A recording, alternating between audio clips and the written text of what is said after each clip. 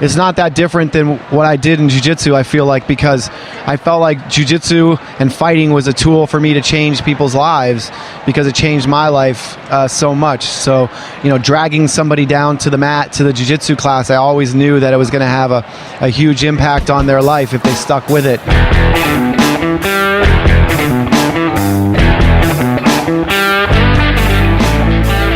What's up, savages? Welcome to Pirate Life Radio. This is your host, Tait Fletcher. Tatemus Maximus on Snapchat, if you're following my foolishness. I'm just here all geeked up on Topo Chico, Caveman Coffee. Want to thank my sponsors, Caveman Coffee, cavemancoffee.com. You all know about it. All kinds of exciting new products coming out, man. Just talking to Rob Wolf about how to do a couple of these new things that we have coming out, developing. I'm at paleofx right now, and it is the creme de la creme of movement, nutrition, kind of, I guess, all those nerdy biohacker types. And there's some cool stuff here, man. Really a pleasure to be a part of this. So I also want to thank onit.com. We're in their hometown of Austin, Texas, where my friend Curtis is holding it down for 10th Planet Jiu Jitsu Austin, and he is located right at the Onit Academy, also where the Onit Academy gym is. And so go and check them out, onit.com, and you can look at onitacademy.com as well. I also want to thank Natural Stacks. Those boys, they've been so good to us this weekend. And check out their podcast, Natural Stacks, on iTunes and Stitcher, I believe. Also want to thank Caveman Coffee, Austin, Texas, Dallas, Texas, Houston, Texas, and Clutch Bar, which is up in Dallas, and we're about to start in Houston as well. We've already broken ground, and we're building the building, and it looks badass. So if you're around Washington Avenue in Houston, go ahead and roll by and check out my boys over at Concrete Cowboy, and the baddest girls in town. Amazing.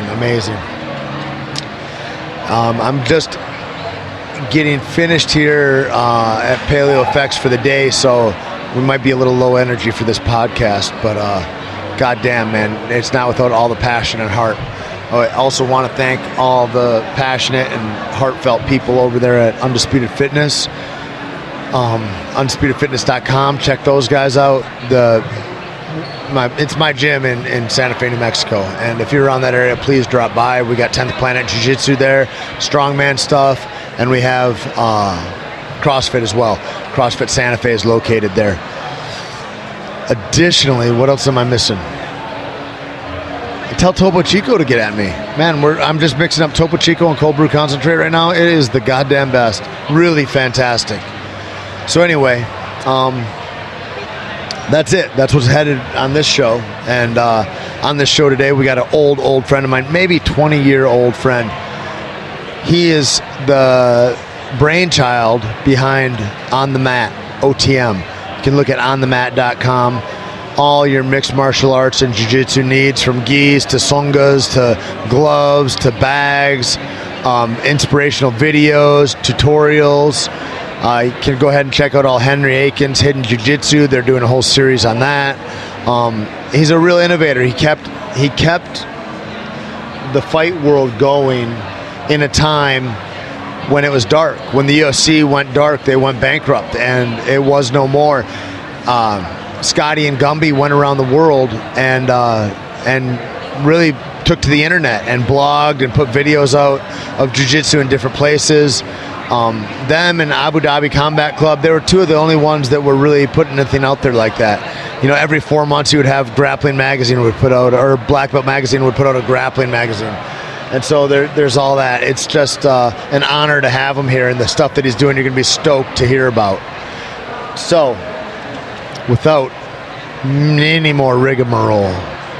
See, I hear Rogan say without any more ado or whatever. I don't know. How do you say that? What's the fucking intro that you say? I'll figure it out. Anyway, Scotty Nelson and his lady Amy Ma, who is the founder of Paleo Balls, Power Balls, coming at you. All right, listen. Additionally, I just want to, I just paused and walked over to my booth to go and take a leak before I got started with this. And I stopped at One Stop Paleo Shop. And if you look at One Stop Paleo Shop, it's an amazing, amazing, amazing store where I've got this product called Pork Clouds. So yeah, anyway, these Pork Clouds are goddamn amazing. And they come in habanero pepper. They got a salt one, a pepper one, some other kind of way, I don't know, rosemary, sea salt. And so you go to onestopPaleoShop.com, and it's goddamn amazing, amazing, amazing. So if you can go and show them support, please do, man. And then they have these pork sausage sticks, jerky type thing. Everything is great. Everything's amazing and healthy and good for you, and no bullshit in it. No hidden ingredients or potato chips.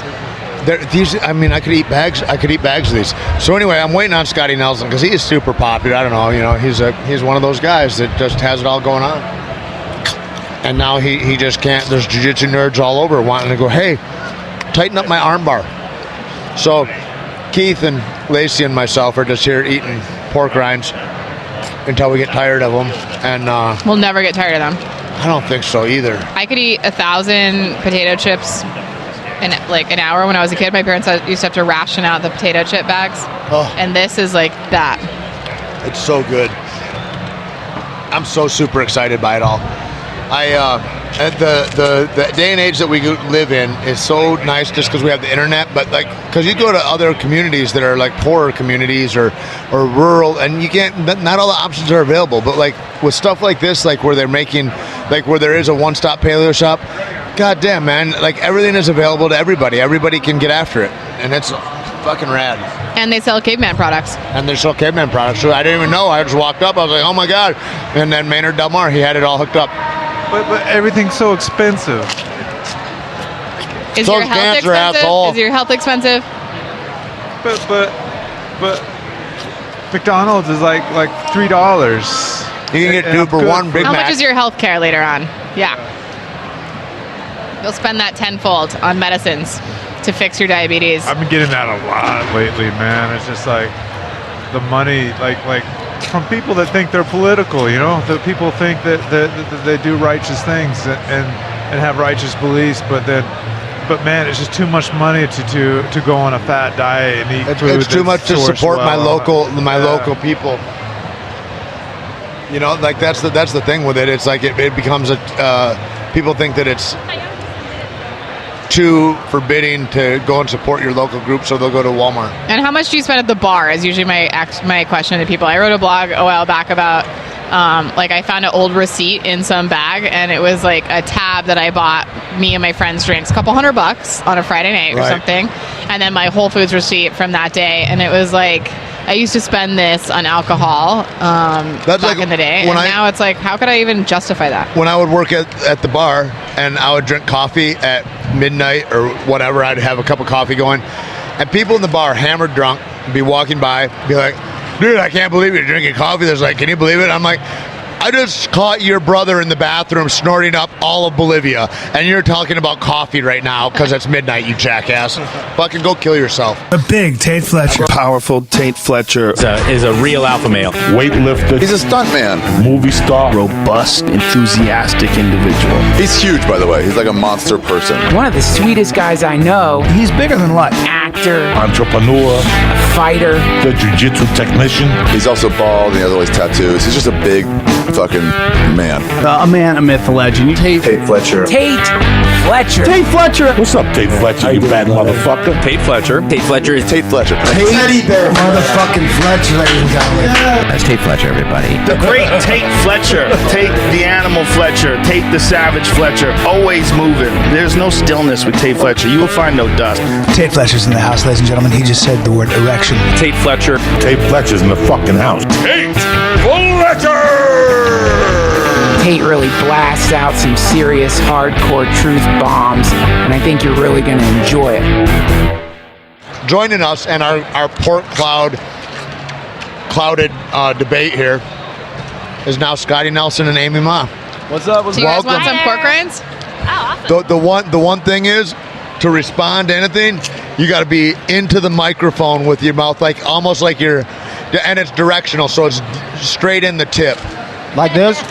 Perfect. Very nice. And if you can adjust that how you need if it. you put your hand on the back end, like right underneath the back Oh my end, God. kind of like cup it just a little bit. You know how I like it. Yeah, really- cup it underneath. All right, yeah. I know. Anyway. I know exactly how you like it, Tate. When I did an intro, I talked a little bit about you, and really, like, you know, what sticks out is like meeting you. You preceded your name even before that was a thing, really. Like that's like knowing on the mat. Like you built a company that kids knew everywhere before, you know, anybody would have met you or Gumby or anybody like that, and you kept.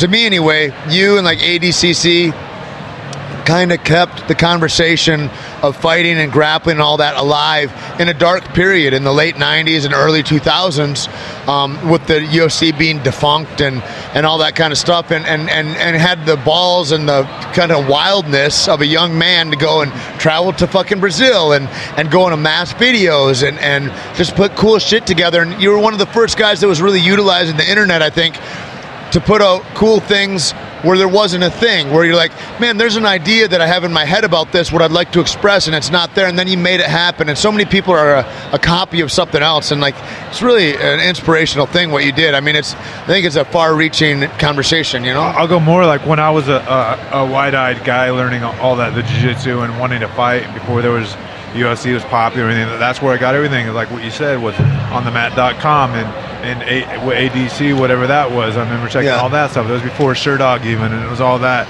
And on the mat, but that was the big one with the videos, with everything. And I remember I made it. I forgot which.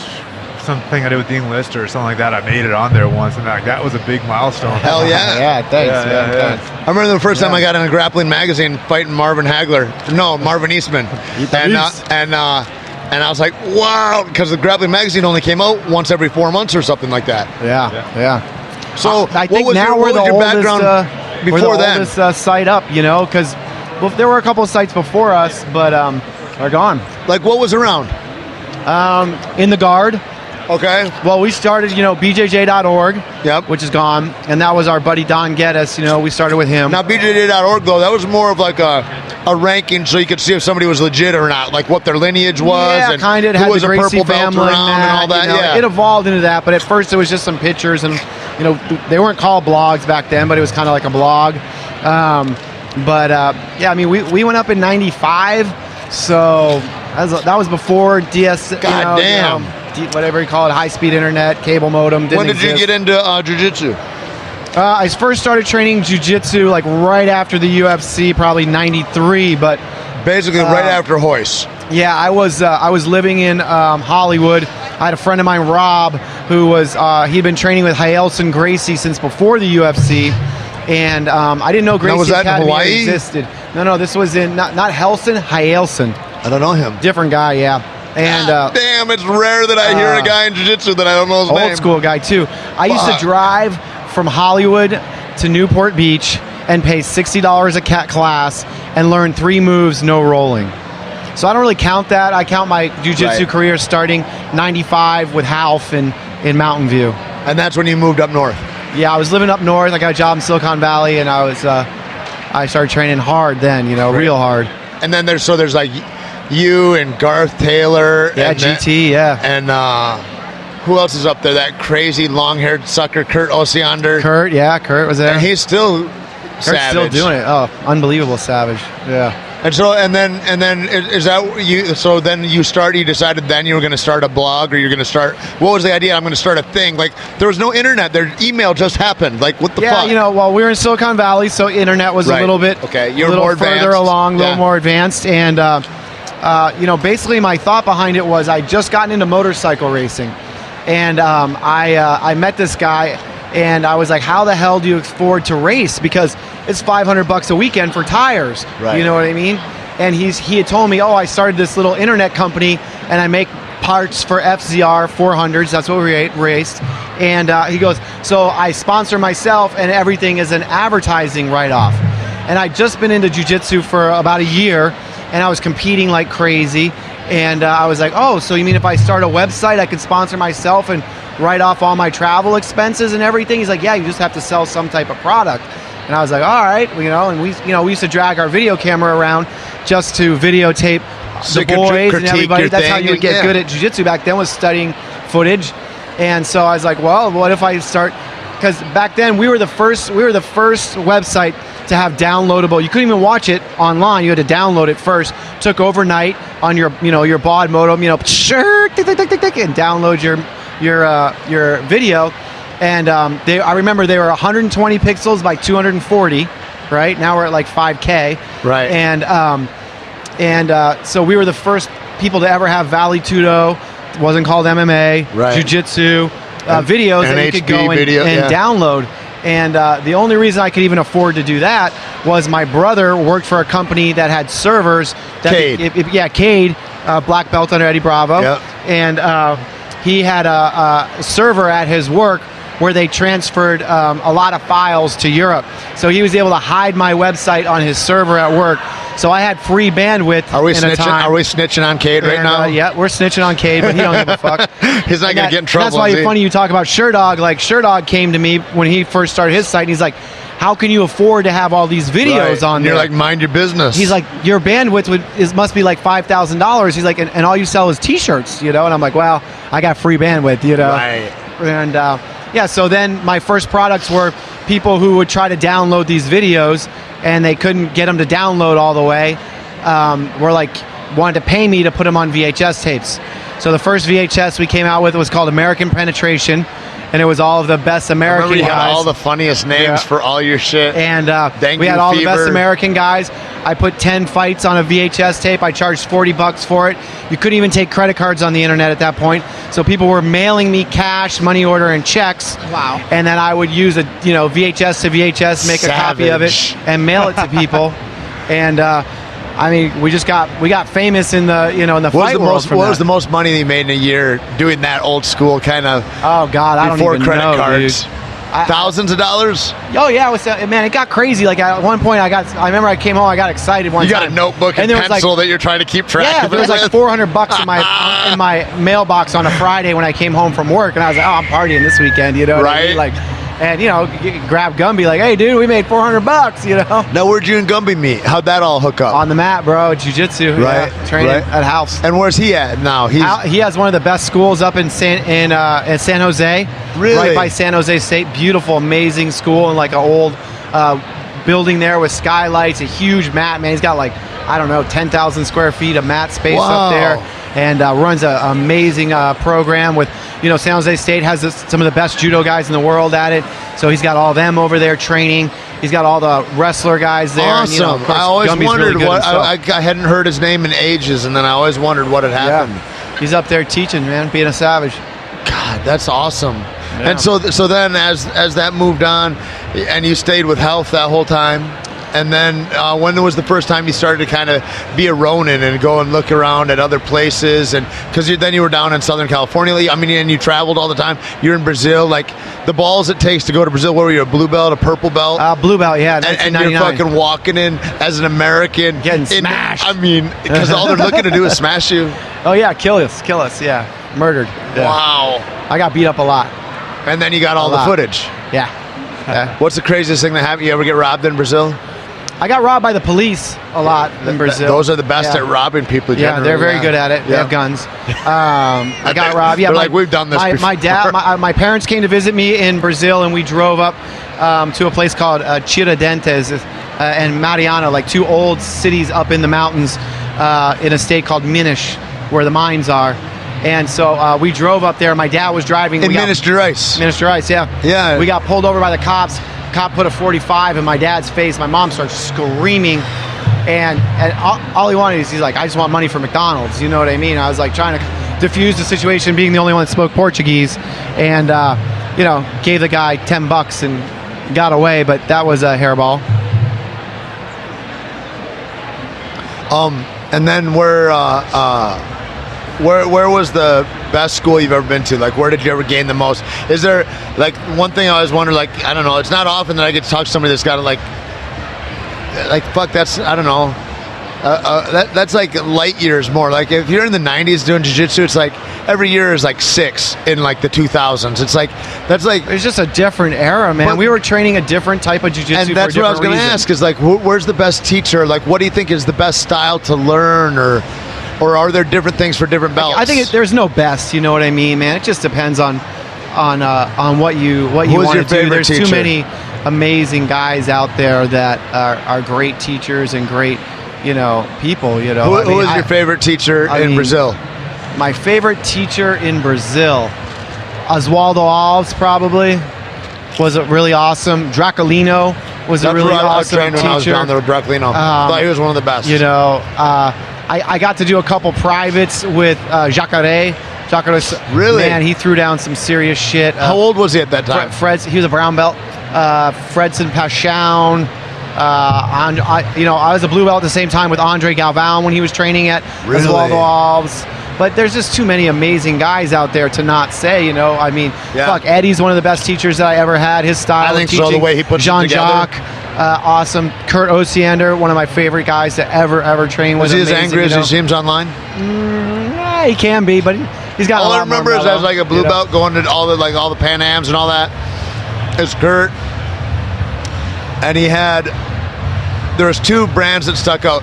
There's him, Blitzkrieg Jiu-Jitsu, was like a t-shirt brand he tried to do, and I'm like, this guy's a little aggressive. And He's very aggressive. And then there's something about a pit bull, like clench or I don't know, but all those. And then it was the first time I saw CrossFit was Garth Taylor. Yeah. And they're like the best fitness thing in the world, and I'm like, he's a big fat guy. And maybe they should get it. But he's a hell of an athlete. And then I watch him go, and you watch him go through a whole key of guys, and you're like, holy fuck! They're tremendous. Yeah, try doing we didn't call him workout of the day, but try doing a WOD against him and see how fit you really are compared to the big fat guy. Well, that guy could do a shitload of pull-ups, and he could pull a rower like you ain't never seen pull a rower. I just ran into a guy from CrossFit HQ, and he's like, yeah, we all get together with Garth 3 times a week and roll jiu-jitsu. He brings it to the which is awesome. Yeah, he's teaching at the headquarters. Yeah, it's good shit. But yeah, it was a lot crazier time back then, man. And I was just talking to some of the people here, Rob Wolf and them, about jiu-jitsu, and we trained jiu-jitsu for a different reason. It was street fighting. You know what I mean? It's basically to know how to fight in the street and handle your shit. And now people train jiu-jitsu to buy pretty gis and do fancy moves. They have nice gis. Cool. You got it's super so cool. many options now in gis. Oh yeah, it's unreal. In gi style, you get all kinds of different things. Yeah. People cut it to fit you. They'll put floral lapels on there if you want. You could probably get it sequined. You wouldn't have much training partners, but Vajazzled. You could vajazzle it, I guess, if you're a lady. Keith never rolled in a gi, I don't think. About 3 times. You never rolled in pajamas? I picked it up a few months ago. I did about 3 times. It was. I'll tell you what. I got really tired. I like to be. Carlson Gracie. This is Carlson. I used to hang out a lot with Carlson Gracie, man. He's such a great guy. Junior? No, senior. Really? Yeah, we used to go to the cockfights together. And no English, right? He's just strictly a little bit. A little? Speaks French, okay. but I spoke Portuguese to him, obviously. And he told me the reason why you train in a gi is because he said train in a gi, but train your no gi grips in a gi. And if no one can ever hold you down in a gi, they'll never be able to hold you down no gi. He said the problem is that people get hung up trying to learn all these crazy lapel loops and stuff like that, and they lose track of what jiu-jitsu is really for. He's like, if you use the gi like resistance training for your no gi, then your no gi and your fighting will be awesome.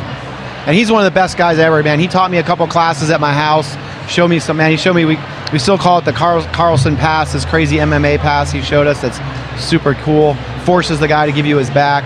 And Carlson was the true fighter in the Gracie family. You know what I mean? Why would you want to force a guy to give you his back? Huh?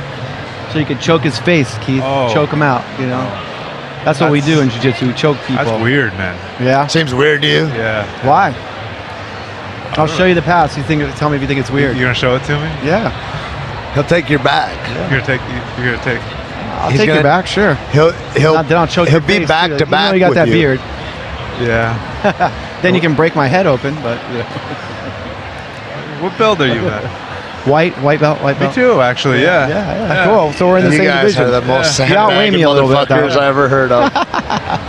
What belt are you, Amy? Do you roll jiu-jitsu? Pink? Is that a good one?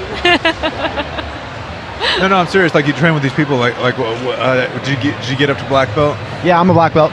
Amazing, man. It's really cool. Who gave it to you? I got 2 black belts. I got promoted to black belt twice. First time from Jeff Glover. Yeah. And then also from Nino Shembri. Yeah. That's rad. Yeah. That's so cool, and that's why I put on a gi a few times, and eventually that's going to be part of my path. I think. Like, I got a black belt from like I never talk about this, but I'm just proud of Greg Jackson and whatever. Oh yeah, MMA Greg's the style. man. But to go and do actual jiu-jitsu, like that'd be interesting to find to be able to achieve that. Yeah. You'll like it. You know who got really good in the gi was Daryl Golar. Yeah. I used to train with Golar down in Brazil. We hung out. We were real good buddies. He ended up staying down there, right? Yeah, he's back in the U.S. now. He had some health issues. He had a brain aneurysm explode while he was in Brazil. Holy fuck. And we had to get him into a hospital and deal with some stuff. But he's back in the U.S. now, and he teaches a little bit, but mostly he's working and recovering. I feel like those wrestlers, once they give up the wrestling of holding and all that kind of stuff, at first they're savage. You're going to get beaten up by them. They're going to go through, and then you're going to choke them over and over again. But they're super aggressive, super well conditioned. But then they'll suck once they start going, I just got to watch it. And then they suck for a few months, and they're horrible, and they're easy to deal with. And even their wrestling isn't there anymore. And then they put their shit together a little bit, and then that's the most dangerous guy in the room for forever. Yeah. Well, Golar, he really liked the closed guard and the idea of like bear hugging a guy with your legs. And his grip strength, his wrist grip strength, he's 5-time Greco-Roman world champion. Once he got a hold of your wrist, like you're getting triangled or arm locked whether you want it or not. That's you're awesome. never getting your That's hand the way back. it is when Keith grabs you. Oh, I'm sure, yeah. He's like, he just puts you where you want to be. Yeah. Yeah, I'll keep my wrists away from You ever Keith. think about doing a no-gi match, Keith? Like, because now you could go into EBI or something and... I've thought about it a little bit, but then you start dealing with that, how much you're going to have to train, and I might as well do a fight because that's far less scary to me. Because probably make more money that way, right? Yeah. But I think if they had those walls, if they had like cages and walls in a no-gi match, you can count me in. That changes things. Yeah. That's when my whole game happens. There's always in the UFC, there's always a cage nearby or whatever. Even in fighting, there's always a wall nearby. My whole grappling game, get-up game, and all that is positional against the cage. And even on the street, I want to find a car or a truck or something like something to push them up against. Remember one of the first times I met you at Eddie's on Santa Monica, and you would be like, I don't know if your hands were fucked up or if you had a black eye or whatever, and you're like, yeah, these guys, they fucking big monster truck from Inland Empire, and they're all this shit, and then I'm like, it's like the most unassuming guys ever just smashed some juice head from the IE. That guy almost ripped my eyeball out. Really? Yeah. Like it was I bad. have a picture. It's disgusting. Yeah, I saw the picture of it. Really? Wow. That's awesome. He uses it for his Black Friday sale. Black Eye Friday. Perfect. Yeah, That's pretty good. He tried to bite my thumb off and bit my arm. I put him in a guillotine and he bit my arm, and then I don't know. It somehow my thumb ended up in his mouth. That'll happen. Bite it off. I had a scratch down my face. I had to go see my parents the next week, and I was wearing sunglasses when I got off the plane. And my dad's like, "Why are you wearing sunglasses?" I took them off. I had that nasty black eye, the scratch. He goes, "What happened?" I go, "Oh, I got in a fight." He goes, "With who? Liberace?" That's awesome. The guy was a bitch. Well, I feel like also like the thing that I think is so wild is like when you see somebody's life and you see them like, and whether it's on the mat, like, which is now, I don't know if it's not the biggest, it's one of the biggest and broadest MMA and jiu-jitsu warehouses for whatever kind of equipment or gear that you want. It's kind of like it's the Amazon of MMA and BJJ, really, and it serves everybody really well. How you can guarantee it's the highest conditioned stuff, like stuff that nobody else is coming out. You're first to market with, whether they're hemp gis or whatever, like, and that whole thing, and then trying to go in and become a franchised unit and what you learn. I remember looking at that and just going, in awe, and I guess the most interesting thing about life for me is watching where guys' lives go and how it progresses, and I marvel about that, about like seeing how like my life and Keith's life have interweaved and all that, but going from all that and taking a real divergent path out of that into medicine and what you've been doing now is fucking really, really interesting to me. And I think it's maybe one of the, it's got to be one of the top 10 anyway, most important conversations that can happen in the world, I think, is the kind of thing that you're doing right now. And if you'd speak about that a little bit. Well, yeah, I mean, without your health, you don't got much in your life, And so, yeah, it's, opening the hospital with Ed Clay and Dedrick Perry and those guys. And what's your hospital called again? It's called Chipsa Hospital. Right. And you can get us at chipsahospital.org or thehospitalofhope.com. And, we, through Ed Clay, he's really the big idea man behind this. We took the first alternative cancer hospital, the actual Gerson Hospital that was closed down, and we've reopened it, and we're changing lives down there, man. And it's not that different than what I did in Jiu Jitsu, I feel like, because I felt like Jiu Jitsu and fighting was a tool for me to change people's lives, because it changed my life so much. So, dragging somebody down to the mat, to the Jiu Jitsu class, I always knew that it was going to have a huge impact on their life if they stuck with it, That's a guarantee, is that if they stay, it'll alter there's so you. many of us that, that just putting that time in, the friendship, the brotherhood that we have, the cult, whatever you want to call it. I mean, all the best shit I do is cults. You just got to be careful what cult it is, right? Yeah, it's always like that. It's all culted up. I feel like also... I even like the band, The Cult. Remember that? I feel like there's like a crucible or a rite of passage that is therein also, in a strange way, where there's a lack of that anywhere. In this country for sure, like I think the only place that there's rites of passage and who knows how healthy or well-rounded they are is maybe the military and at war anymore, and there's not a lot of people that are showing other dudes how to do it, especially, Mm-hmm. and I think as women become more empowered and all that, there's like there's a degradation of men in a way, and not from women, but on another side, about like not stepping into your own strength and coloring yourself in a different way, and maybe finding out where can I build merit and character as a human, and where can I build integrity, and where can I look to make hard choices. Most people look towards comfort anymore, and we call that a safe and sound society, but as they say, a calm sea doesn't make a skilled sailor. And so for really rites of passage, I think Jiu Jitsu is in a huge way like that, because it distills all those things down into these little moments, whether it's in competition or in learning and humility and did you have any other space besides that? Because I look at the three of us here, and it's like our lives would be very different if we didn't have combat arts in our lives.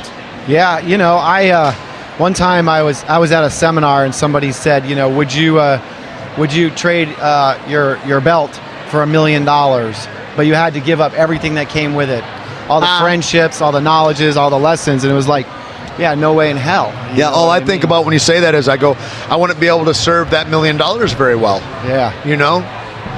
So, it's cool, but the hospital, it's an amazing place, man. I'd love to have you guys come down there sometime. It's really incredible what you can do as far as healing goes for people just crossing 15 minutes over the border outside of the United States.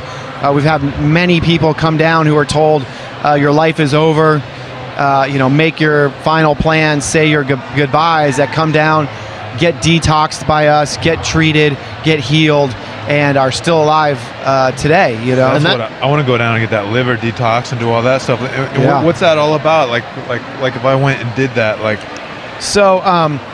for people who don't have like an autoimmune issue or cancer or something like that. And to back it up and give a little scope to this, you have like a 2-pronged or 3-pronged hospital: cancer remediation, and then drug addiction, how to get guys off dope and opiates particularly, right? Yep. And then if a healthy guy goes down also and just wants to get healthier, yeah. And then that's kind of the 3 aspects that your hospital works in. Okay, well, we're a full-blown hospital, 7-story hospital, 37 rooms. The top 3 stories are pretty much dedicated to medical tourism. We have people come mostly from the United States, but we've had people come, from Dubai and Abu Dhabi, and also from Asia that come in there, and they get treated mostly for cancer, but also for autoimmune, Lyme disease, things like that as well. The bottom 3 floors of the hospital are subsidized by the gringos coming in and doing their treatments, and we serve the entire community of Tijuana around us. So we have three surgery bays. We have people give birth. We have kids that come in, need stitches. I had no idea. And so, it's a very conscious capitalism is kind of the key word for it right now. But, we treat everybody who walks in off the street. We're open 24 hours a day, 365 days a year. But what our goal is to, of course, use the protocols we have to affect with people with cancer and these other issues, but also to give back to the local community, because without their support, all of our employees are from there, and without their support, we wouldn't be able to treat the people who need to get treated that come in from the U.S. or other places in the world. So we have a lot of respect for that local community and what they provide us, the space that they open up for us and let us do our work there. So yeah, we do surgeries in there. People can do childbirth. People can come in and get treated. Anything along those lines of what people need. Addiction is available too, right? So yeah, the addiction recovery. We do the Ibogaine addiction recovery. Man, I've there. been hearing a lot about that. That's so fascinating to me. Ibogaine is a crazy compound, a crazy root from Africa. Fits into every receptor cell of your brain all at once, and it basically wipes out withdrawal in 24 to 36 hours. Now, it's not going to cure you of addiction. Addiction is a disease in some ways too, and I think that's an important distinction. I hear people talk about it a lot, but I think that being addicted to something is different than being an addict. So if all of us are if we got 10 people that are in a room and everybody's given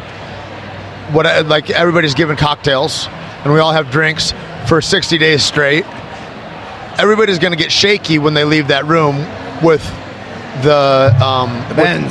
without any booze in them. Yeah, they're going to become dependent on it, and so you'll have some kind of physical withdrawal. Now the numbers bear out the 10% they say, but some of those people are going to go back to a thing that tore their life down and go, it's going to be different like this. Everybody was addicted to the thing, but not everybody's an addict. Right. Would you agree with that? Yeah, absolutely. Yeah. I'm lucky. I'm a person that doesn't have that. I'm addicted to things. I get addicted to things as in I get into them. I go full deep into it. When I went into Jiu Jitsu, I quit my great paying corporate job, opened an internet company, sold everything I had down to 1 suitcase and 3 boxes, and moved to Brazil to train Jiu Jitsu all day, every day. Right. I guess the difference, when you say that, I'm like, you were committed. And then I'm like, I guess being committed and addicted is kind of the same thing. It just depends if it has nefarious results for your community and family. But, that's saying I can have a few drinks and not feel like, I got to have them every day. Sure. So, so we're doing work with the Ibogaine. We also use DMT down there to help reconnect when you're an addict. Smoke it? And we vaporize. Okay. And when you're an addict, you disconnect, right? You tend to crawl in your own little hole. And we all know that the DMT helps you reconnect with the world, the universe, whatever you want to call it, with the spirit. So we find that people that have an experience with DMT are better suited to reconnect with their family, reconnect with people. We're also using the DMT for stage 4 cancer patients who are dying, because to help them adjust and deal with the fear of where they're at in their life, so they can use the toad medicine, use the DMT to go to the other side and experience that it's not going to be scary for them, and it's really amazing to see what it does for them. Can you share any of those experiences? Like what you see as far as, I've sat with people while they're dying before, and most are gripped with fear and of the unknown. Yes. And I've talked to people about DMT, but I've never done it. But what a solution. I would say that DMT, in my experience, allows people to let things go that they need to let go of. So being that we work at a cancer hospital, there's a lot of people that are at that end period, and I spend a lot of time talking to them. It's my favorite thing to do, is to sit down and get to know these people and talk to the patients. And one thing that I found with every person that has cancer is that they're mostly holding on to something in their life. You know, there's something that they can't let go of, and the DMT seems to allow them to figure out why or what it is that they need to let go of. You know, we have one of our doctors, Dr. Lopez, has about 38 years experience in alternative cancer, and one of his things that he says that he feels can cause a person to get cancer is, you know, holding on to something inside and not letting it go. You know, your consciousness can grow this thing. That's such an amazing idea. If it's still in the back of your mind eating you up, then you're producing cortisol. You know, you're stressed, and stress is a big cause of cancer. You know, crazy.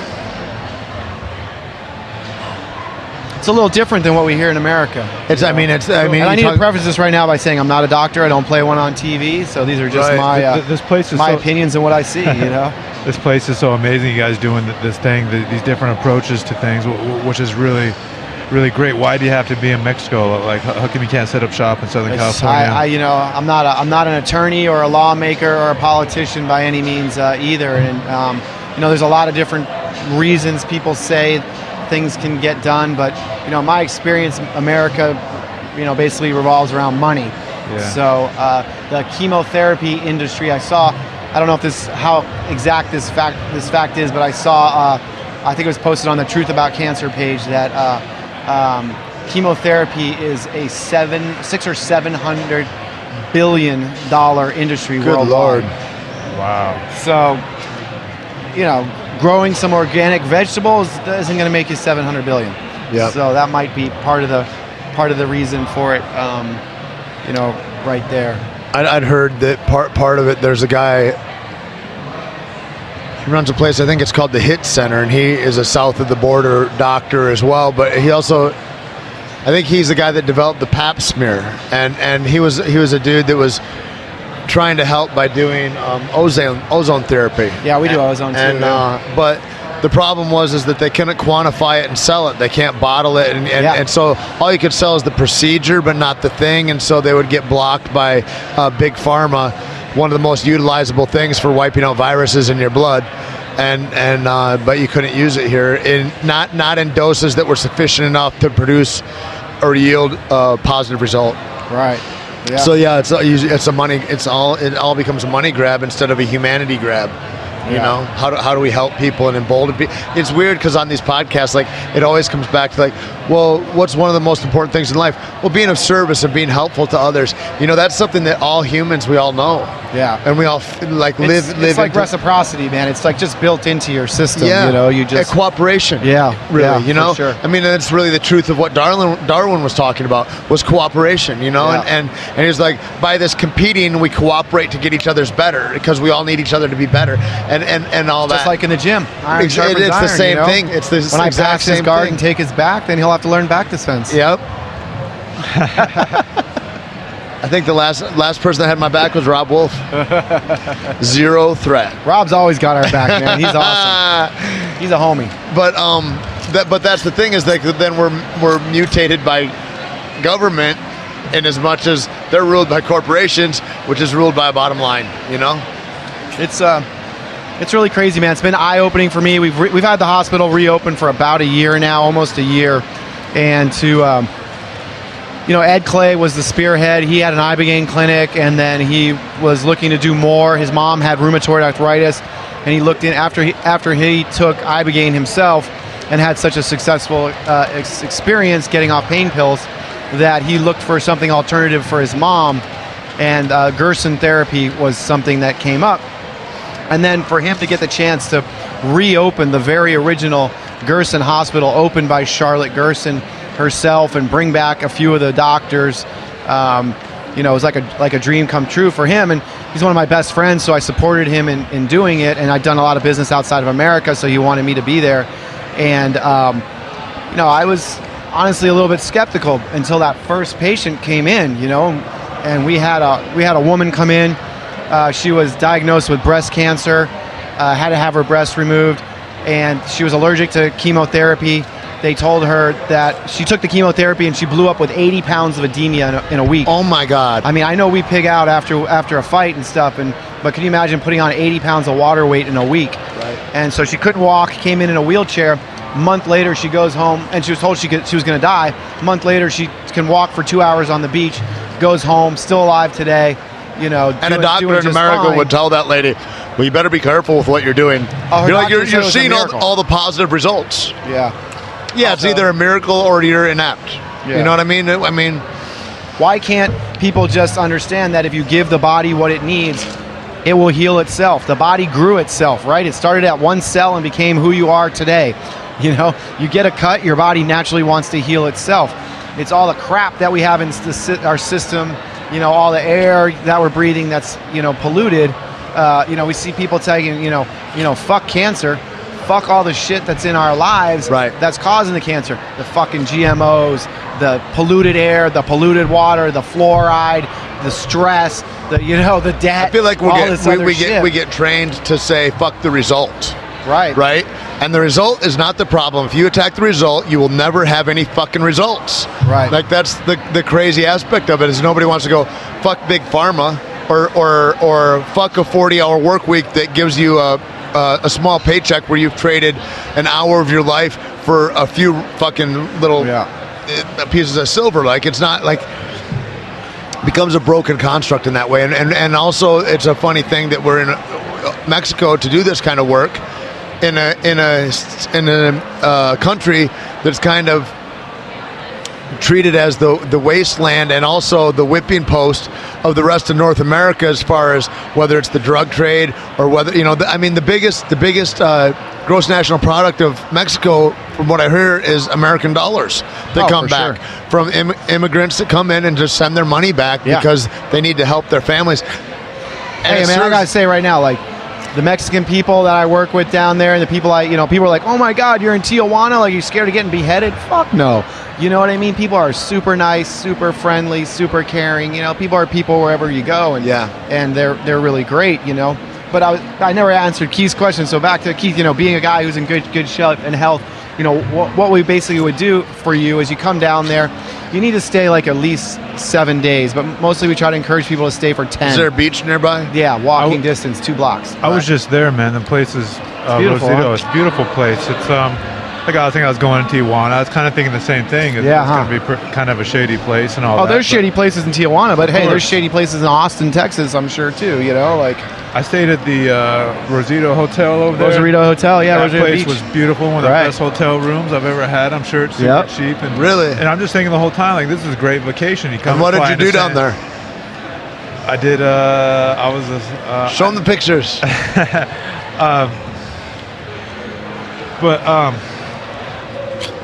Yeah, what a good vacation. You can just go to fly into San Diego, and that's why I'm talking. It's cool to hear about it, but I'm for myself actually. I'm really like, what a cool deal. I can fly into San Diego, drive down to see you. Flying to San Diego. We have a car that comes and picks you up at the airport. No way you do that? Yeah, we have a car service, dude. I'm down. We'll take care of you, man. We'll put years. So on your what life. would you do? You do juicing, colonics, all that. Yeah. We do hyperbaric oxygen. I don't know about the 8 enemas though. What's that? Well, it doesn't matter what you know about. You're going to learn about it. Everybody's a little bit leery, but we do use this really good coffee. You said some high number. You hear that, Keith? Yeah. Caveman coffee. I like to take it the other way. You're going to take it both ways. ways. You tried it. You got no both ways at the same time. I'm going to take it all. Whatever way you suggest, I'll take it. Yeah. And you know what? Keith will take it 8 ways in the ass too. He doesn't care. Eight ways in the day on a Sunday. But we do a lot of really cool stuff down there. We use this stuff called Coley's toxin, and Dr. Coley was actually one of the Rockefeller's personal doctors, and he developed this toxin, which is basically dead staph bacteria. And you kill the staph bacteria, you inject it into a tumor or through an IV directly into the body. Your body thinks that you have staph. a severe staph infection, and it goes crazy and revs up your immune system and attacks the cancer or whatever else that you have.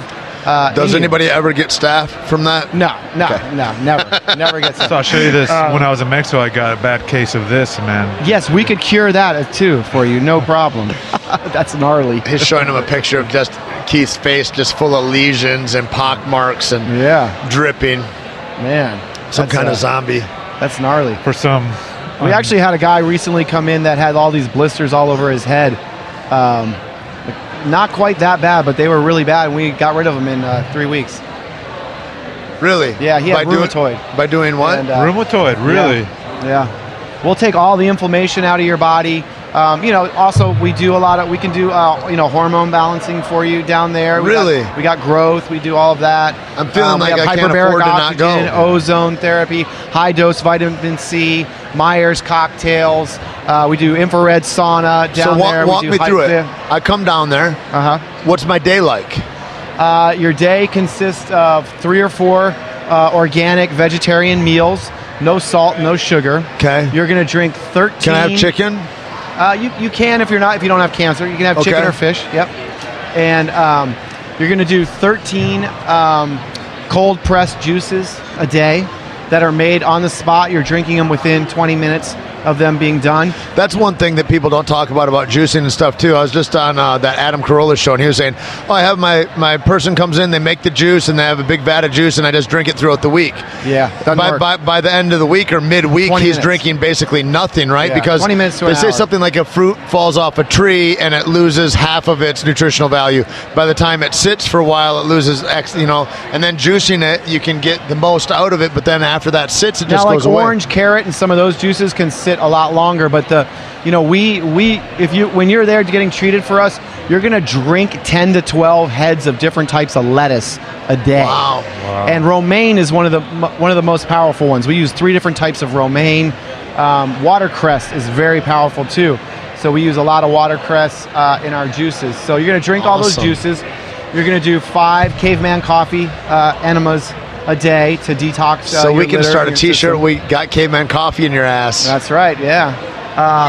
And then there's different treatments.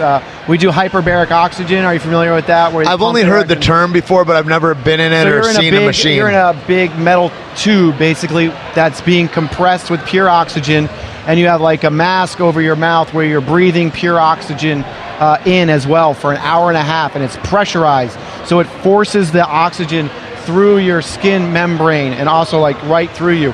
It's very great. It's really good for us fighters because it gets oxygen in parts of your brain that has very little blood movement in it. And also if you've been knocked out like all of us have, it gets, you have parts of your brain that get, like they call them dark spots, right? And it forces blood and oxygen and revitalizes that part of your brain. It's really, really this is cool. So this is like a lasting thing. Like I do this. It's not like I got to do this once a week to maintain a certain. No. Yeah. It's not like goddamn the detox yoga that you're going to get out of your body, man. It's amazing what can come out of you. You know what I mean? The caffeine goes into your liver and pumps your liver, and then also all of those. You guys' coffee is really rich in antioxidants, and that's why we use it. Those antioxidants go into your liver as well, and they're working to detox and to heal your liver. So like people that are cancer patients that have been there and they've done this for like a few weeks. You get your first big dump after 5 to 7 days, but people that are there for like 3 weeks, they think everything is out of them, and then all of a sudden this disgusting, nasty, like black bile stuff. People have tapeworms and parasites that come out of them that finally die. From all the fast food, how much fast food have you eaten in your sushi? If you eat a lot of sushi, you got worms. I mean, I used to eat, we would go because you'd get deals at fast food places. So if you could get somebody to take you out to lunch in high school, we would, like every day. Taco Bell, baby, run every for the day. border.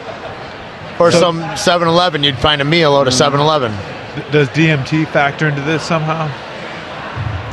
It definitely can. It's not part of a detox, but you're welcome to, experience that while you're there. It's a crazy thing, man. And so then you do that. Are you wiped out after the first few days, or I mean, do you just feel like going home to go to sleep then, or it's a resting? pretty busy schedule, but we got internet and cable TV and stuff, and a gym there, so you can work out. Part of our treatment. You'll feel like working out while you're detoxing to that degree. It's not on those sick days. You know what I mean? Right. Like if you do the cholestoxin for the day that you're doing that, you won't want to do anything but lay in bed probably because you think you have a strep infection. But usually, so people, they go down first until that 5th to 7th day, and they feel like hell. They hate us. And then the very next day after they have that dump, they take a big leap up in their energy level and everything. The most amazing part is to look at people's whites of their eyes, because after they start to have those dumps, their whites of their eyes just start to glow, and their skin really starts to get color back in this. We have people that come down that've done a lot of chemotherapy, and their skin's gray, like ugly gray, like white. And usually within a week to 10 days of detoxing out the chemotherapy, their skin looks like they have a tan, like they've been laying out in the sun. Wow. So, yeah. And so you might spend, you'll probably alternate days sitting in the infrared sauna or doing what we call hydrotherapy with B12 laetrile. Laetrile is extracted from the seed of an apricot, and it's a very good immune boost. So we'll put you into a hot tub, bring your body's temperature up so you think you're having a fever, 103, 104. Sustain that for about 20 minutes, and then wrap you in a robe and towels and slowly cool your body down. Again, it fools your body into thinking you have a fever. Rev up your immune system. Heal, Yeah. Now, when you're doing the caveman coffee enemas, and do you, there's a huge release from that too, right? If you fasted and you're doing juicing, like the stuff that comes out, I've just heard stories about people that have done that for like a week long. Yeah. And they're like, you don't really, you get drained in a way. You don't feel like doing a lot. You're releasing so much poisons and stuff. And they say it takes layers off your colon and your intestine also, so that then in the future, like a guy said, he said chunks will come off as if you have a rubberized hose inside that's lining all of your colon and intestine. And so nutrients of food can't get through there. So even if you're getting nutrients of food, which are already mitigated by the environment that they're grown in, they're not getting through your intestinal wall, so you're not utilizing them, and so that stuff all comes out too. That's part of it. I heard crazy stories, man. We actually just had a jiu-jitsu black belt guy that came down and got treated for 3 weeks, and 3 weeks. He told me that he was coming for a week, and he was doing so good at the end of the week. He's like, I'm gonna stay 2, and at the end of 2, he was feeling so good he did a full 3 weeks. I'm feeling like that right now. And he basically said that after 2 weeks, he's like, I've been doing the enemas, but nothing's coming out. And then one day he came to me, he's like, I just had all these things that look like black Doritos chips wouldn't stop coming out of me, and it was just like old stuff stuck inside of his. I would love to get that under a microscope, have somebody study it, and just like it all just like started coming out of him. How good does he feel right now? Yeah, he felt great. Yeah, amazing. Holy fuck! Wow. Until you talk about real health, you think you feel okay. It's like that thing. Like if you eat gluten all the time, you don't know that gluten makes you sick. You have no idea, and then you stop eating gluten for like a month, and you're like, holy fuck, I feel way better. And then you eat gluten again, you're like, whoa, I got sick. Yeah. But until you get well, you don't even know that you're ill a lot. I mean, I just think of what the thing is that I don't know right now. Like, I don't know how abridged my health is until you get into something like that. Yeah. And something like this can really, lower your chances of getting any type of future disease, just getting that toxin out of your body. So you're so cleansed out, and you do this enemas every day and all that. Do you have to replenish the bacteria somehow? Like, are you losing a lot of that, any of that healthy bacteria? Well, it's funny that you should say that, because we're looking to getting into the fecal matter transplants. Yes. But from what I understand, no, it does not affect any of that.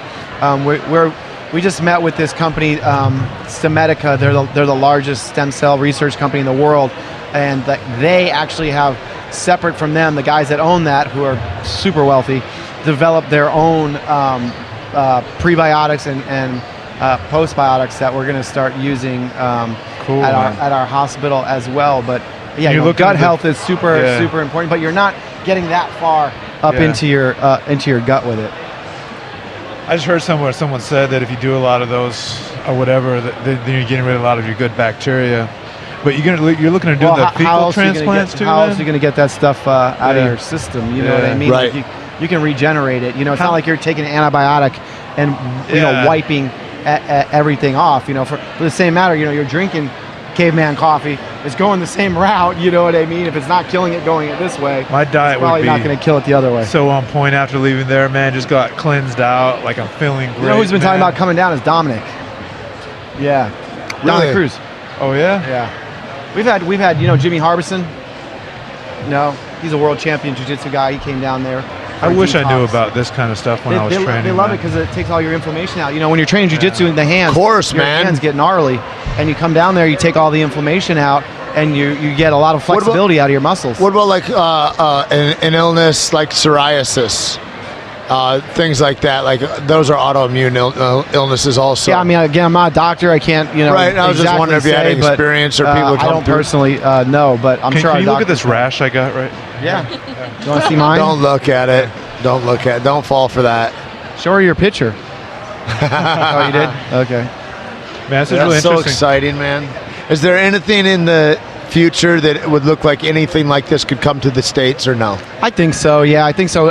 You know, we're working with that company I was telling you about, the stem cell company, to be their phase 2 trial for the stem cell cancer vaccine hospital. Yep. And I think with what they're doing with stem cells and how effective it is, you know, I don't think the religious right can keep it out. It's just too.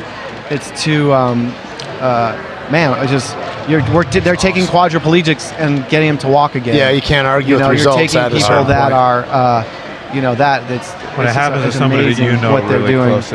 What's that? Your thoughts change. Yeah, people have a lot of ideas about stem cell, whatever. But when somebody that you know or yeah, exactly. Everybody's pro-war until their kid has to go to war, and they're like, oh, wait a minute. Maybe that piece of rock's not that important. And so it's chispahospital.org or Chispas. It's Chipsa, CHIPSA hospital.org. And we have a new website. That's our cancer site. Hospital of Hope. Thehospitalofhope.com. It's a little easier to remember and stuff. I love that. And we're looking at a lot of stuff, man. We're working with Brian Simmons. You know Brian Simmons to do some new autism treatments. There's some amazing new autism stuff coming out. You know, all the autoimmune stuff, the fecal matter transplant stuff. We're looking at doing that too. So who do you vote for president? Oh God, man, why are you going to put me in that position, man? I don't know. Don't vote. It just encourages the bastards. I don't know. Seems like it. Is our voting practice in America, is it better than Mexico's? I don't know. But you know, one thing I really liked about Brazil, living in Brazil for so long, is in Brazil, you're required to vote. If you don't, you lose your driver's license and all of your social stuff. You know, they have socialized medicine for a year. So you say, okay, I don't want to vote. Good luck. Then, you know, I think that would be something that'd be really cool. Like, you can go down and say, I don't pick any of these candidates, right? Go ahead. Movie came out in the 80s, a really bad movie called The Brewster's Millions. You ever see that? Oh, yeah, I remember Brewster's Millions. I remember the name of it. He had to spend like the millions before and then he had a whole campaign because he's trying to spend money. It's funny, it would be perfect right now. There was a vote for none of the above as a write-in candidate called None of the Above. None of the above. And none of the above won the election. It's awesome. Yeah, I saw a funny thing on Facebook. I think, Amy, you maybe sent to me. It said, like, how about we just tell the politicians we want a break for 4 years. Right. And we'll go with no president and see how we do. Yeah. I'm just going to be single for a while. Yeah. So, well, I also want to talk a little bit about Amy and your stuff. So you're a lawyer. I am a lawyer. What kind of law? Litigation, civil litigation, mostly defense work. Fun. Yep. Scary. She looks so sweet. My past life. You look so sweet. So is being a lawyer as sexy as it sounds? Like, are you in the courtroom arguing it out and it's like, you know, To Kill a Mockingbird type of thing or something like that, or nothing quite like that? It's not quite as sexy as criminal law. Okay. So we're on the civil side, but yeah, my firm is actually a trial firm. We would actually take it to court. Yep. How many times have you been in court? A lot. Really? Couldn't even say, yeah. Did you have great arguments that you're like, this was the best one? Did you have any that were like Tom Cruise in that's always the courtroom I think of. I'm like, it's never as good as the movies. Yeah, exactly. Never. It's never as good as the movies. Damn it. So I was like, hey, you can't talk like that in here. Yeah. You have to use Latin. Exactly. So how did you go from that to getting into nutrition? I found paleo because of being in court. Actually, I had one trial that ended up lasting 6 months. Can you imagine going into court day in, day out, and then you're working after, of course. It's not just the 9 to 5 court hours. And so I was feeling like complete crap going in, like not working out. I thought I was eating healthy, you know, with my wheat bread sandwich and oatmeal, but, you know, really wasn't. That's what Keith and I always talk about. Yeah. We're like, we thought we had a good diet. Like, there's not anybody out there that you talk to that they're like, no, I'm fucking it up. I'm totally doing it wrong. You know what I mean? There's like, most people that are kind of conscious, they're like, well, I have a pretty good diet. Right. But we don't even really know what a good diet is. We never define what that means. And when somebody tells you, I'm cleaning it up, I'm eating pretty clean right now, like, what does clean mean to you? That's a whole conversation. Like, and like we're all, you know, smart people, educated people, and that's what we were told, you know. You guys are, I'm smart people. You fall under smart. All right. Very smart. So, yeah, I was in this trial, and another girl was doing the Whole30. So I was like, give up pasta and bread. I don't know about that. She's like, just give it a shot. If you hate it, go back to doing whatever you're doing. And so I tried it, felt good, and got me through that 6 months. And then I have autoimmune diseases myself. I actually have alopecia. I've had it since I was 10, where just all my hair falls out in like handfuls, fistfuls. There's a chick at my gym that has something like that. Yeah, actually, and she wears a wig all the time. Yep, exactly. I'm like, you gotta take that fucking wig off. You look ridiculous. Stop all that. I'm like, you're better bald. Cut it out. And she's like, you think you can notice it? I'm like, it's the only thing I notice when I look at you anymore. And but then I was like, there's got to be answers to that dietarily. Yeah, so it started helping my condition, like not 100%, but it, you know, helped a lot. And then from doing just paleo, I found autoimmune paleo. So that's why I actually came up with the Paleo Powerballs, that product. That's why it's not just another paleo product, because if it was just another paleo snack, cookie, bar, I probably wouldn't have I see all these muffins and dinner. Who gives a shit, right? Yeah, so it was the fact that when I was doing autoimmune paleo, AIP, there was nothing that I could take that was portable. Like, yeah, I'd love to eat chicken breast and vegetables all day, but I can't really take that with me on a trip. And so I made my product and found that there was a void in the market, and people who weren't even paleo were actually liking the taste of it. They're great. And they're power balls is what they're called, and you can check out at Paleo Angel and search them out. But they're like I don't know how much sugar's in them. In one, if I eat a ball, not very much. Yeah, just a couple grams, 3 grams or so. You eat it. It's like the most delicious macaroon, and it's got how many grams of protein?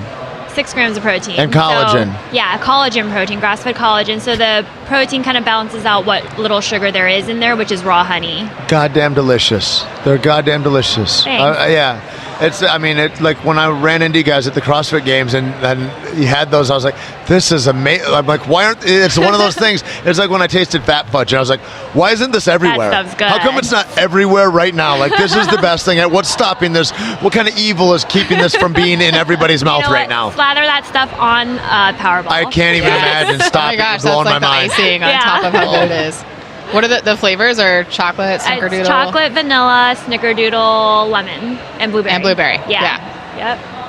And even helping me market a little bit at paleofx, you got it down. I've been telling people now that I know, because I'm like, I'm not sure. We have a box in our booth here at paleofx, and they got whisked away yesterday, and I had the box and was kind of like, I'm not sure what to say. They're delicious, and now I know. So now, and everyone's asking, and people are psyched about them. Oh, cool. They're actually searching out the blueberry now that we discovered there was a blueberry. I was like, there's a random blue one in here. I don't know what that is. Yeah, there's definitely something. It's the special one. The special one. You won the prize. Somebody they were digging yesterday. I saw people, and I went and I looked around the box, and there's just one color left. And I was like, oh, they're really specific about what they... People have already figured it out. Skittles and Starburst, right? It's you got true. your color. You find it and you're good. Yeah. They're like, no, I don't eat the yellow ones. There's also something to say about something that's, handmade, organic, you know what I mean, from the stores, like from scratch, that makes it just me, it's like so much different. Getting a tattoo or something. Like, I don't want a dickhead to give me a tattoo. I want that person to love me. I want that person to have or whatever. I feel like when somebody makes jewelry or they're tattooing you or something like that, I feel like that's like part of them is in you. And like, if you don't feel that way about your food, holy fuck. It's the energy. What's bigger than that? Agey, I mean, that's the energy. It's just like the whole thing, this conversation has come up a bunch, but like, when people are looking at success or looking at like happiness, prosperity, and all those things, and the importance of having the right people around you, of who you surround yourself with, really either rises you up or it drags you down, and it nourishes you energetically in as big a way or bigger than food does. really, and it's like choosing those things powerfully. There's maybe nothing more important than that. Whether you're curing yourself from cancer, trying not to get cancer, you're trying to get stronger, you're trying to be happier. I never thought that food affected my mood. I had no idea that I'm like depressed and feel shitty, and it's that the two would ever correlate. That would have never crossed my mind. Nobody was having that conversation, and now it's like a prevalent conversation that's super Or we just important. ignore it because we don't know better. We think that is like the best we can get to. Yep. Oh, it's normal. Everyone goes through that, or kind of excuses that we give. Yeah. Or like Keith was talking about earlier about the problems that come up for people where the I can'ts come up, and they're like, well, I can't, it's too expensive. I can't, like, and there's all that stuff that, I think that's what, like here we are amongst a bunch of high-level coaches, and everybody here has experience in that, but what that looks like is you remove the obstacles from your people, you remove the can'ts from people, and I think that's kind of what all these conversations are kind of for, maybe at their highest point, is to get people, my problem is I get in my own way. How do I get myself out of my own way so that I can succeed? How do you get all the things that aren't health out of your body so your body can go back into that perfect health that it knew when it was growing? I mean, all those conversations, whether they're big or small, mimic each other. I always have a funny thing that I say is that there's a big difference between can't and won't. Right. Well, that's what I say. I'm like, people confuse them. I don't care if you won't. I mean, it's a bummer, but I don't care. But if you tell me you can't, you're fucking lying to me. Tell me you will not. Tell me you're not willing to. Tell me you won't. Tell me, but that you can't is just not true. And it's really kind of disrespectful to anybody looking at you that thinks you're powerful, and then they're going, well, maybe I can't too. And then you're just furthering that conversation, and it's a fucking lie. There's a way that, because nobody's alone. Like, that's the other lie, is that we get a little sad, we get a little like this, and we're like, nobody knows me unless I'm 6'4", bald, green eyes, and a beard. You know what I mean? It's like, and it's just, nobody is like that. There's nobody in that condition, and everybody is really if you're conscious at all, on everybody else's side. Everybody wants everybody to do well, really. Yeah. Completely. And especially your food. Fuck. Wow. How many ingredients are in a Powerball? There's anywhere from like 6 to 8, so not very many. Depends on the flavor. I love them. Yeah. And what's your website? paleoangel.com. It is? Yep. Okay. Thought maybe it was Can I get t-shirts on there too? Of course. Just like this one. We're going to have ones that say angel as fuck. Ooh, I like that. I like that. That's good. Paleo as fuck. That'll be made right after this podcast you watch. There'll be a meme and it'll get made. That's amazing. We'll see that the next time. That's killer. And where do you want to go with your company? Do you want to put it into stores? Do you want to sell it primarily online and wholesale? Right now it's primarily online because I can control the quality, and I'm still smaller production. So yeah, as I expand the production, I might look into certain stores, but it's going to be more specialty type stores. Yeah. Would you find a co-packer then? That'd be amazing, but it has to be the right one. I know. It's hard enough to find one as it is, but to find one with the right specifications. I feel you. Yeah. So they got to have all the right stuff on the wall, and then they got to have the right ideas. You got to trust them. They've got to carry. Right. I mean, you're giving your baby to them. Yeah. So in the meantime, I think I'm going to open my own facility this summer. We're talking about building one out because Cool. Scotty has a OTM warehouse in Vegas now. He has some warehouses and stuff. Share some employees. Yeah, guys, he's like a Awesome. sheik. He's like the sheik of America. This guy. No, I am actually a sheikh. I was anointed a sheikh by the Prince of Qatar. Really? Yep. Prince Nasser. Why is that not on your Instagram, your business cards? I don't really do Instagram, man. I don't know. He's just going to go straight to That's another Snapchat. long, funny story. Tell us. Okay, well, so, yeah, I went out to Qatar to meet with the Prince. He does Jiu Jitsu. Super amazing guy, Prince Nasser. And, it's kind of crazy out there, how the hierarchy, I guess you would call it, of things are. And when he was hanging out with me, he's wearing jiu-jitsu shirts and a baseball hat. He calls it his Superman suit. He wasn't wearing his Superman suit. And so we drove up to this restaurant, and at first they were trying to tell him he couldn't park there because he wasn't in the Superman suit. Didn't realize he's the Prince, right? Right. I own everything. As soon as they saw who he was, they're like, oh, okay, no problem. And we went into this seafood restaurant, and they just, clear the table for him. They start bringing food right away, everything like that. And all of the waiters are talking directly to him. And suddenly he goes to the maitre d', head waiter guy. He goes, "This is an insult."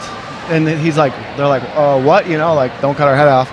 he goes, Shake Scott has been sitting here for 5 minutes and no one is paying him any respect. And I'm like, who's Shake Scott? You know, like, what are you talking about? And they're like, they're looking at me. They're like, how's this guy Shake? You know what I mean?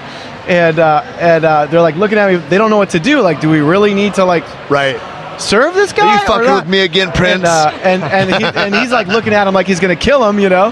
And all of a sudden they're like, oh, so sorry, Shake Scott. So sorry, you know. Like now they're like addressing me and like dealing with me. I'm like, what are you doing? You know. He's like, it's fun. Who cares? You know. And all this stuff. So, you know, now they have this guy, and the guy they delivered some of the food back to the hotel they had put me up at, right? And so they deliver the food. You know, this is the food for Shake Scott. When you're in a place like that, how nice is that hotel room? Pretty baller, yeah. Pretty baller. I mean, and the nicest people, man, so nice. But then all of a sudden, everybody at the hotel, word got around the hotel that like there's this blonde-haired Shake Scott guy going around. And next thing you know, like everywhere I go in the hospital, in the hotel, it's like a hustle and bustle to like, you know, get me my gym towel, open the door for me, you know, like like all this stuff. I'm like, oh god, this is ridiculous, you know, and awesome, I mean? You know. So it was funny. They were like, they called the hotel room up and they're like, Shake Scott, and I'm like, yeah, you know. They're like, do you need anything? And I'm like, no, like, you know, okay, if you need anything, let us know. You know? Like, wait, what are the options for a shake? Phone down, then I'm like, oh, I want to know what it was, you know what I mean? And then like they call back anything later. They're like, you need anything? You know what I mean? I'm like, yeah, I can use some water. And then like 2 seconds later, it's like knock, knock, knock at the door, giant, you know, plate of water. Like a Chevy Silverado out front. I want to go mud bogging. Shit, man, fuck that. I want my G-Wagon, you know? That's dope, I man. am officially Shake Scott in Qatar. That's amazing. It sounds official. I just wish I had the check that came with it. We're at a seafood restaurant, and I got anointed shake. It's like it's as good legit as being called Sir, right? Sir Anthony Hopkins getting knighted or whatever. It's like same. Maybe. I don't know about that name, but I can tell you being a Sheikh in the Middle East is a good life. I bet it's pretty good. You ever go back? I haven't been back in a few years. No, I went back for Abu Dhabi, one of the Abu Dhabi events, you know. And those guys are all super cool too, yeah. Sheikh Mohammed and Tahoun and those guys. And I mean, you know, things are blowing up in Qatar for jiu-jitsu, you know. Really? Yeah, Fabricio Moreno's over there, a couple other guys. And remember there was an email going around a few years ago and somebody going, do you want to teach, or do you know anybody else that's high level that wants to teach over here and live here for, I don't know if it was ridiculous $50,000 money. Every 6 months or 150 or a couple hundred. Something like that. And, CrossFit too is having that. Is that right? Yeah. So yeah, it was a trippy thing for athletes because, like, to give history to it to people, like Abu Dhabi was the first tournament that was a real professional jiu-jitsu tournament. There was no other paid that was like a legitimate paid jiu-jitsu tournament. And talk about the wild goddamn West. Here you are with Sheikh Tahoun, who's like a jiu-jitsu fan. Sean Alvarez goes and becomes his guy, right? Like Henzo's guy. Wasn't that kind of the deal? It started out with Nelson Montero. You know? Okay. Down in San Diego, the Sheikh was there with Guy Nevins. He was in school, I believe it was, and he was training jiu-jitsu there. And, you know, nobody knew that the Sheikh Tahoun was this billionaire guy, right? And then once he graduated and stuff, he went for Nelson and then started bringing guys over there. He might be a trillionaire. It could be trillion, yeah, I don't know. Yeah, if you own a country that owns all the oil, that enough of the oil that the U.S. fucking Navy puts an aircraft carrier right off the shore of your shit to protect you, you might be a trillionaire. Yeah. Crazy. You know, as a matter of fact, I heard that the U.S. Navy is putting another one of those big, what do you call them, battleships, right? Right outside of Greece to protect the Cassandrinos oil farms, because that oil is very valuable also. That's amazing. And olives. You got to watch out for the olives also. Cassandrino's olive oil. It's very, Thank you. Very, Thank you for that. Scott's also a comedian amongst his other accolades. He's also 489-0 in street fights.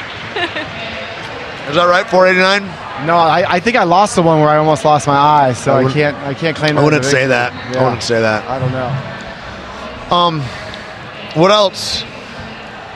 Man, I would just like to say you guys have done an amazing job also with what you've got going on, movie stars and making some bomb-ass coffee. I really appreciate my MCT oil that I get from you guys. I've finally gotten to where I can drink it without having to run to the bathroom a couple minutes later. We do our own. It's kind of like getting a stripe on your white belt, you know? You get a stripe in your underwear. Different type of colon cleanse? I got none from it, you know? What, different type of colon cleanse? Yeah, what do we do enemas with that? MCT enema. I don't know. That's interesting. Sounds slippery. That is really slippery. Sounds better than coffee to me. Yeah. That is interesting. Coffee enemas, I tell you, I felt the same way as Keith. I've never first done doing one. it. I've never done any of But that. after about like my third day in, like you really you feel it, man. It gets the toxins out of you. And is it warm? Doesn't it? Room temperature. Doesn't it burn a little bit? No, room temperature. It's not McDonald's coffee, Keith. Sounds kind of painful. Oh my goodness. No, it's not painful. It's piping It's hot. definitely not painful. How deep does the Do tube go not in let there? Keith give Like you a a coffee half enema. inch, yeah. We will not be offering that at the booth. Something like that. Not that far. What if your sphincter's a little loose? Do you have to go deeper to We get have it? different size plugs. So do you do that yourself, or? You can have a nurse do it if you like, or you could do it yourself. Are you I a personally nurse? Just do it myself, but Can you request? I like the idea of being in control of what's going in my ass. So are you a nurse? No, I am not a nurse or a doctor. So you can request a female. I don't know why it matters. You can request a female. I would or a male. request Scott. Or Scott? Yeah, 100%. If that's an option, I'll do it. I'll put it way up there. I for know you don't will. worry. It's no problem. Oh, good Lord. Well, Yeah. thank you guys, man. Hey, thank you, man. Thank I you. suppose we should wander around and eat and There's all these replenish. people that keep trying to come and get coffee from you. There and is all that. I We've feel been like we're ignoring people. them. Yeah, people Again. are like giving us the evil eye. We need to find out about the El Mackey, where can we get you? Lacey_Mackey at Instagram, and then at Caveman Coffee Co. And Lacey L at Mackey, Caveman Coffee Co. L Mackey 31 on it Twitter. Scotty. What's up? OnTheMat.com, thehospitalofhope.com, chipsahospital.org. I'm on Instagram. I don't know what it is. PaleoAngel.com for Amy Ma. Yep, exactly. And at PaleoAngel. Yep. And that's it? Yes. Awesome. Hey, so Oh shit, Keith Jardine. That's Where not can it. we find you, Keith?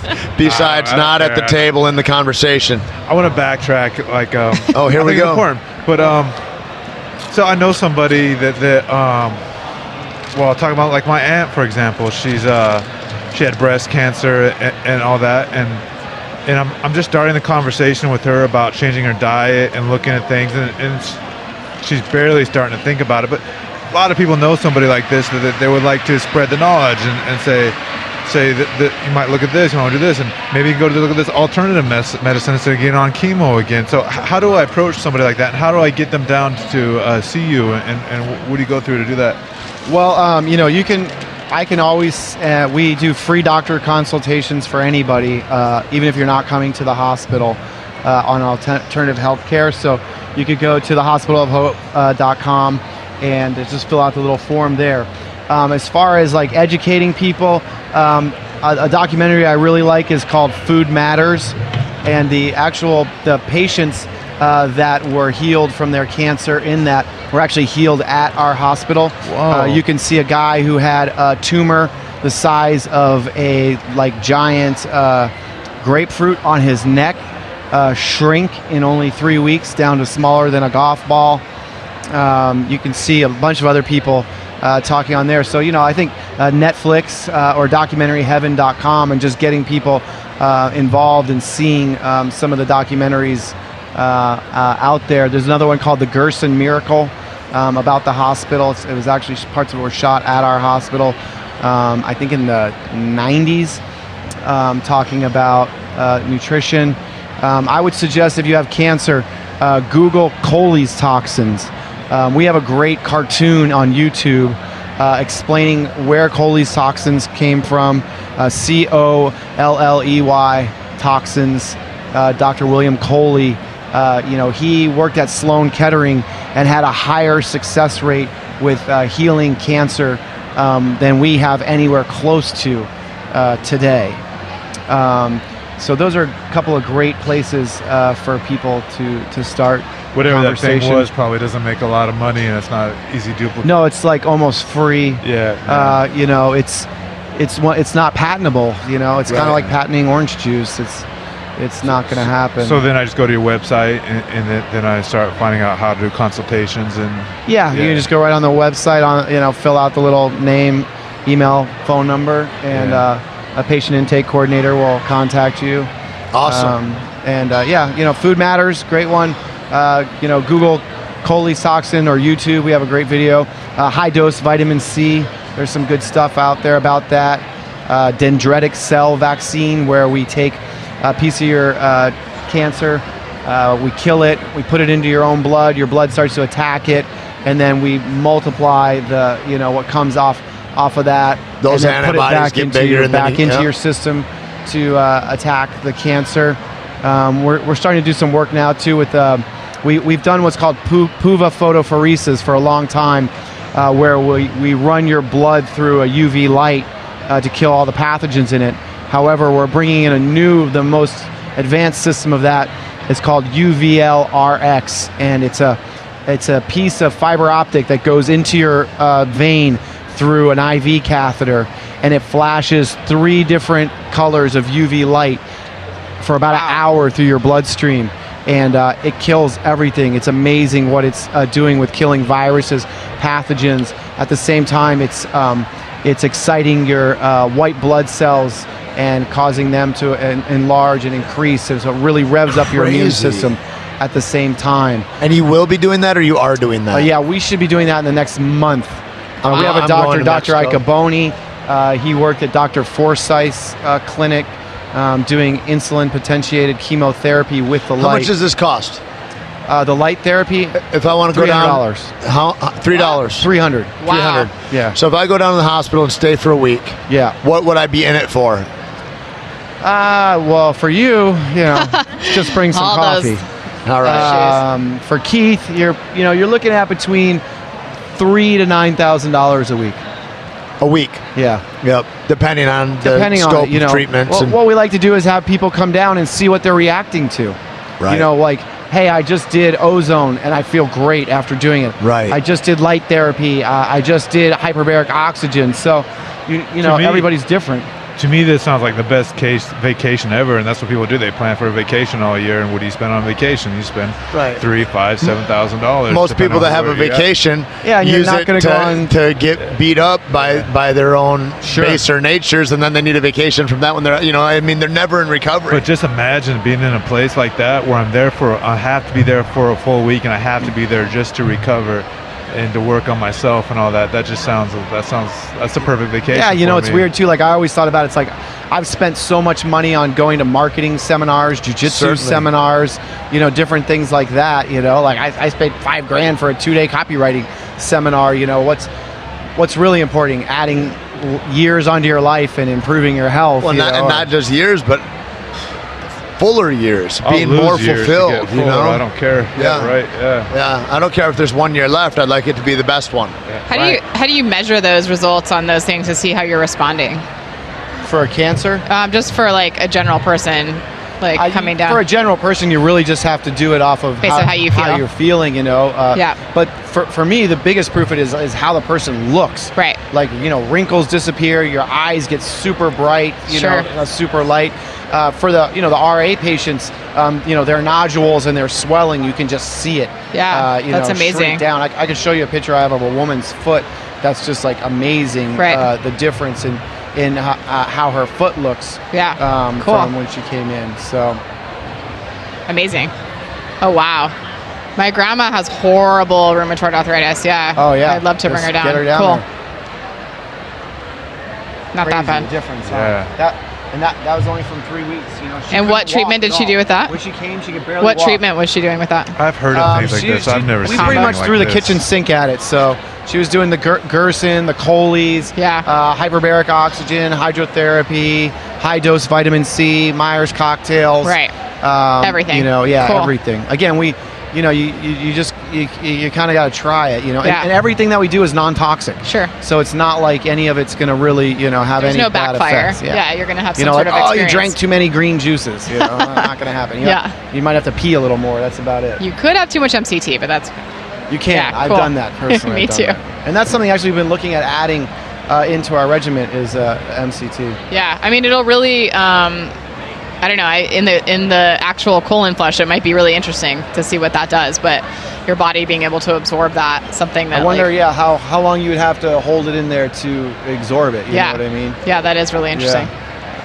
We could try one. I have an enema bucket in my bag. I'm sure that Tate could be the guinea pig on that one, Let's do it, so yeah. that's no as long problem. as we get it on video. And we'll definitely video it, and it will definitely go viral. So I'm not sure that's the image we want with the MCT to be out there, but Hey, but you never know. you never know. People might get really into it. Yeah. Yeah. Cool. All right, So man, Keith, I'm we sorry were, to add on here, but yeah, sorry.